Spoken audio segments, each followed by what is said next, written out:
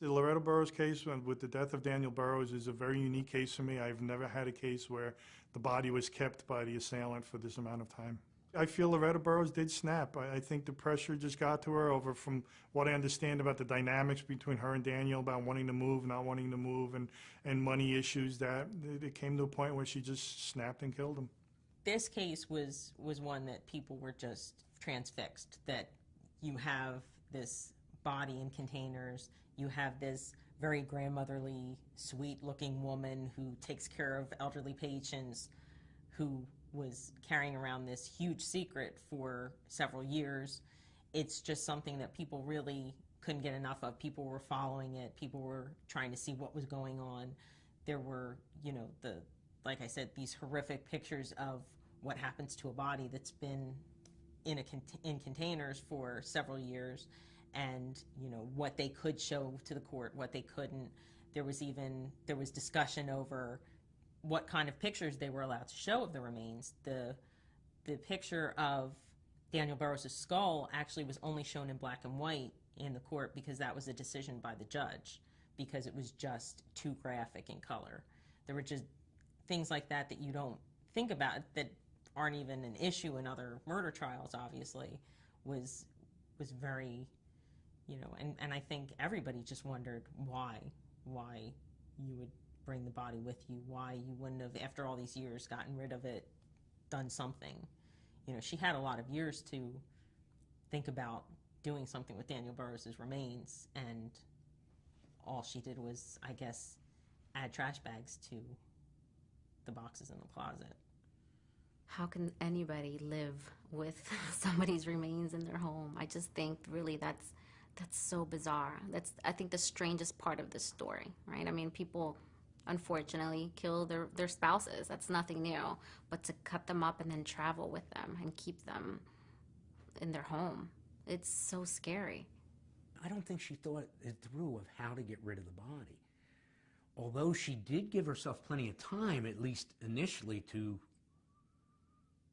get rid of it to the point that they couldn't find anything at the Mays Landing property. I'm very surprised that it was not searched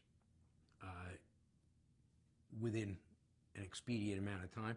And I'm very surprised that the neighbors, who are very adamant, they were friends with him, I'm surprised that they didn't see anything and report it.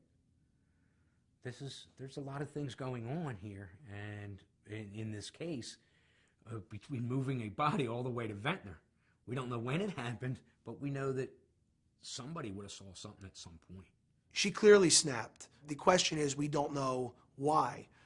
Clearly there was an event that took place in which, to the satisfaction now of a jury, she took her husband's life. We don't know how that happened. We don't know why that happened, but we do know that it happened. I will say that I think she snapped again by dismembering the body, putting it into Tupperware, and holding on to it. Clearly looking back on it, killing her husband was obviously a mistake, but holding on to the body proved to be a fatal mistake for her. The jury, it took 2.5 hours for them. It was quick, real quick. At 12 o'clock, they went to lunch. By 2:30, they found her guilty. When the jury read that she was guilty on both counts, she just stood there, you know, with her lawyer. She did a little cry, and then he patted her on the back. That was it. She was sentenced, I believe, to 55 years. At her age, she'll die there, which is fine with me. You know, I don't think she should have the opportunity to hold her grandchildren anymore, or be able to, you know, to see anybody in her family that she loves, because we don't have that. She ripped that from us years and years ago. Although we would have chose death, I'm happy with her sentence. I just want her to stay behind bars, and I didn't attend a trial, but I will go to every parole hearing to make sure that she stays right where she is. It was a slaughterhouse. It's a complete bloodbath. Was the troubled teen to blame? An unstable foster child snapped.